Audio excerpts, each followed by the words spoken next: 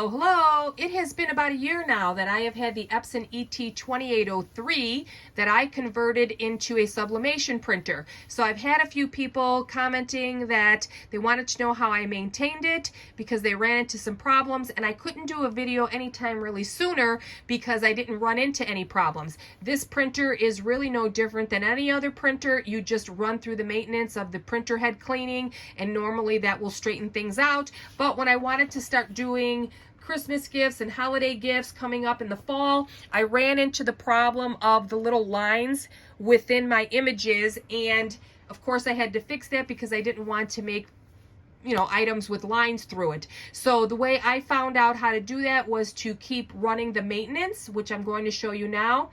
This is also a brand new printer. So again, that video is on my YouTube channel if you want to check it out. And I converted it by using sublimation ink versus the ink that came with it.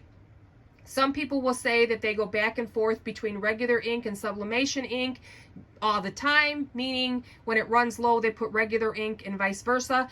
By Googling that, it says it's not recommended. So I'm not going to tell you what to do. You can do whatever you want. I personally would like to take the advice that when you mix different ink consistencies, you're going to run into the problem of maybe a printer head clogged or something like that. I didn't want that problem. So you can do this maintenance, or if you come up with something else, be sure to share it with us. But it worked for me as far as getting the lines out of my images and getting a smooth, clean print. So let's get started. When the printer is turned on, and you'll know it's turned on by the green circle around the power, and then next to it is the home button. So if you're ever on a screen and you want to get back to this particular screen, all you do is hit the home button, and it's going to take you back where it says copy. When you're on this, you're going to hit the little arrow and you're going to go to settings, okay? You're going to hit maintenance. When you're on maintenance, we're going to click proceed. And some of them we're going to do, and some of them we're not going to do, and I'll explain why as we go through them. So we're going to do a nozzle check real fast, and we're going to click OK. And my paper is in here, so it's just regular paper. I don't use sublimation print paper for this because there's no reason to do that. We're just running it through maintenance. So I use regular paper, and we're going to click print. So that's going to take about a couple of minutes, and it's going to ask us if it's missing any segments.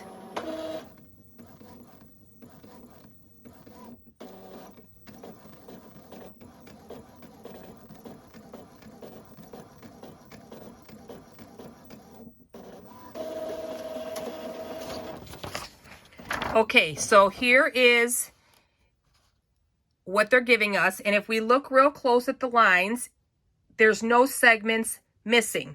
But when I get this with the lines in it, then of course I have to click that I have missing segments. So it says, are there any missing segments? I'm going to say yes if you want to fix something like the lines within it. So we're going to click OK to proceed, and then we're going to click yes to clean the printer head. So we're going to click OK and OK. And then we're going to click the start. The start button is the little button on the bottom here. And it's going to say it's going to take about 3 minutes. So what I'm going to do, it's going to be making all these different noises, and that's normal.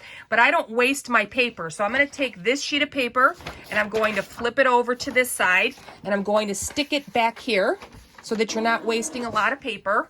And we're going to let it clean, and then I'm going to come back and show you what to do next.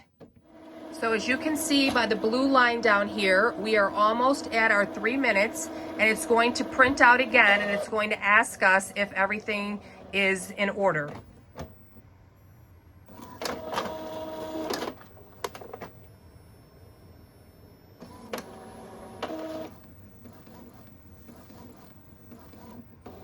And here you can see it says check your ink levels regularly. I will be doing a separate video on adding ink here to your tank.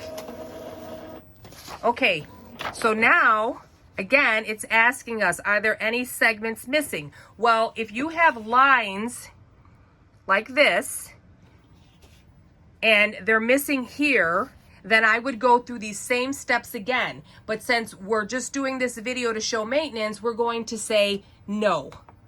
and we're going to click OK. So now we're going to take the little arrow button. We did the nozzle check. We did the head cleaning, so we can go next.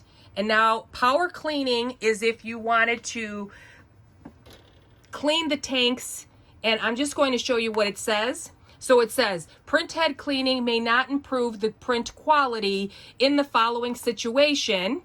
So this is like a power cleaning, and it's performed when the ink levels were too low to be seen in the ink tank windows. So that's why I want to do a separate video here, because some people will comment, well, I've never did the maintenance for the ink, and I've never went in there and changed the levels. I just automatically put ink in. Well, these are the problems that can arise, and I don't let that go down past there. So I've never had to do this step, but some of you may run into this problem because you're just adding things without actually maintaining the printer the way it's supposed to be maintained. So that's going to be a separate video. So we're not doing that. So we're going to go back because we're not doing power cleaning. Power cleaning is where you empty the tanks out and you pretty much start over. So we don't have to do that, and I can't do a video on it because I've never had to do that. So you might find another one on YouTube. So now we're just going to click the next button, and we're going to do the print head alignment.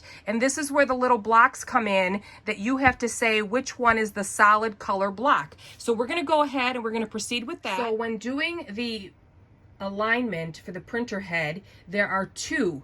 There is vertical, and if you click the arrow, there's horizontal. Now, I normally don't do both. I just do the little blocks. But if you're having trouble where there's lines through it or there's discoloration, then I would do both. And you really should get in the habit of doing both. So we're going to click OK, and we're going to let this run through. It's going to take a couple of minutes, so we'll be right back.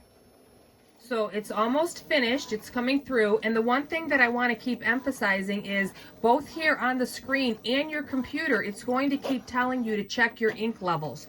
And when you add the ink, again, you do have to program the printer so that it knows you added ink. And that will be the second video that I do here shortly.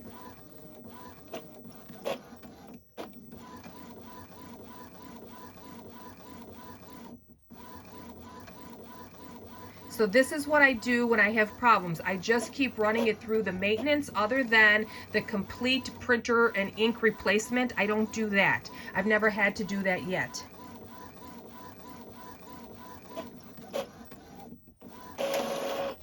Okay, so now here we have it, and the printer is going to give a number, so we're going to click OK to proceed, and here it's going to give the number that it thinks is the best number for this. Okay, so we're going to do, it's saying 3 is the best. Now what I have found that if I select 3, even though I think 4 is better, the printer's not going to like that. So I have to click 3 just to go along with the program. But what I would do is I would run this through again until it actually is solid, because you're looking for the solid block. Okay, so this is saying 4. So you click OK. It's saying 4 again. Click OK. And now, if we look at the last one, 6 to me looks better than all of them. So I would click OK, because now I know that I have to do it over. Okay, so it's entirely up to you. Sometimes I went along with what and I put what I thought was best. So in this one, I would do 6 instead of 4, and the printer was still off. So I find that the printer likes what it suggests rather than I think, and I just keep running it through until we both agree when it comes to this. If you don't want to do that, you don't have to do that. Now we're going to do the other one, and we're going to do the horizontal, and we're going to click OK, just so that you can see. This one's a little bit quicker.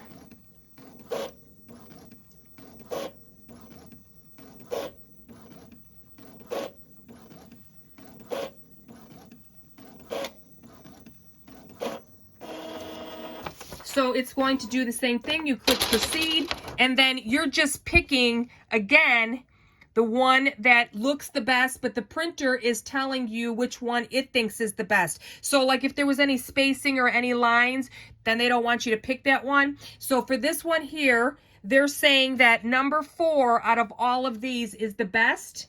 We're going to go with it because it does look okay. See number 4? So this one's not an individual. We're just going to click OK and we're done. So we click OK. So now if we were to continue to proceed forward into this maintenance, this one here is where you fill the ink. So that will be a separate video. Now that we went through all of that and we maintained the printer, I'm going to do a quick sublimation print just to show you that everything is functioning correctly and that I have no issues or problems. So this is the sublimation paper I use. It comes in a package like this, just clear plastic.